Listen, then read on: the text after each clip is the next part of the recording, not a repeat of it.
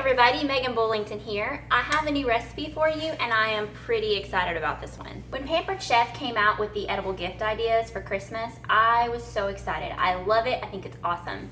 One of the things that I love is our mini pie pan set. I really thought it was a great idea. You can get little boxes and make miniature pies and give them out as Christmas gifts. I just had one tiny problem. I have food allergies and I can't have any pre-made crust. I had to learn how to make a recipe that would be gluten-free, egg-free, nut-free, but taste really, really good.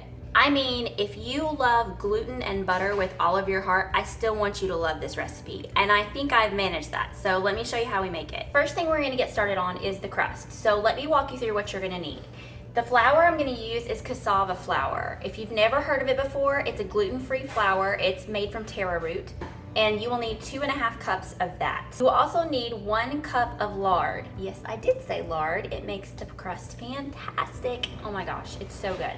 Also need 6 tablespoons of coconut oil, 3/4 teaspoon of salt, 2 tablespoons of honey, and 2 cups of ice cold water. First thing you're gonna do is pour in your 2.5 cups, your 3/4 teaspoon of salt. Now we are gonna add our fat. You're gonna want to cut your fat up into chunks to add to the flour mix.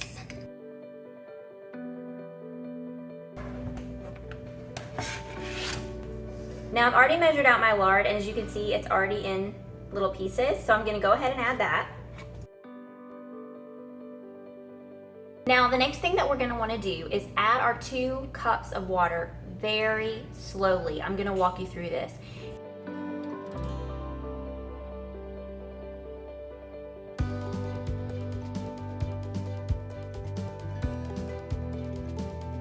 Okay, as you can see, I now have that doughy texture that I'm looking for. After you have your doughy texture, you're gonna wanna add your 2 tablespoons of honey. We're gonna mix this. We're gonna make 2 different balls, wrap them in plastic wrap, and put them in the fridge for at least 30 minutes. And we're gonna work on the apple pie filling. While my dough is chilling, I've preheated my oven to 350. You also want your rack on the very bottom for these apple pies. Now I'm gonna walk you through how to make the apple pie filling, and it is super easy. You need 3 Granny Smith apples, peeled and thinly sliced, a teaspoon of cinnamon, 4 tablespoons of coconut sugar, a tablespoon of arrowroot powder, and 1 lemon. So we're gonna add our coconut sugar, add our cinnamon, and add our arrowroot powder. We're gonna zest this lemon. Now we're gonna cut it in half and add the juice of half of the lemon. I'm gonna stir this together. You'll find that as this sits while you're working on your dough, it will make some of its own juice, and that's good. You want it to do that. Right now, I just wanna make sure all of these apples are covered, and then I'm gonna set them aside and I'm gonna walk you through what we're gonna do with the dough. Okay, the dough is ready, so now we're gonna get started on rolling it out. I do wanna say one thing. I have found that it is not necessary to grease this pie pan with this recipe because it is a non-stick coating and because we have the fat in the dough. It just wasn't necessary at all. Now I have extra cassava flour so that I can dust my pastry mat. We're gonna unroll our first dough, put a little more cassava flour on top. I'm going to be using my Pampered Chef rolling pin. I love this thing because of how heavy it is. It's made of marble, which does a lot of the work for you. It's very nice.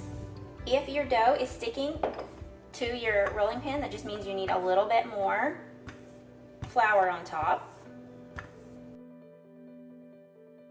I want to roll this out to about 1/4 inch thick.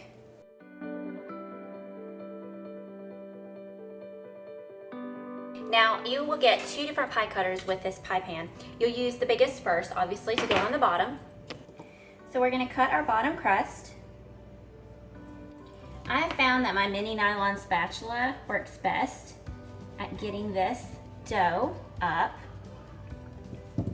And then you're gonna put it in the bottom of the pie pan.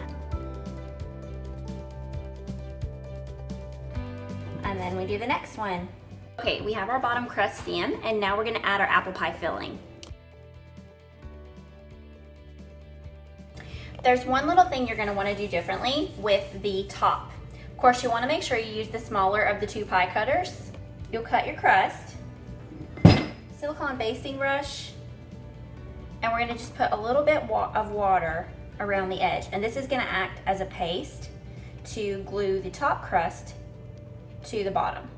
So all you will do is flip it, put it on here, pinch the sides together,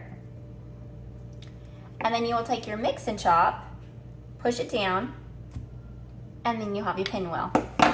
Okay, I'm gonna throw these in the oven. I'm gonna bake them on 350 for 30 minutes or until the crust is cooked through.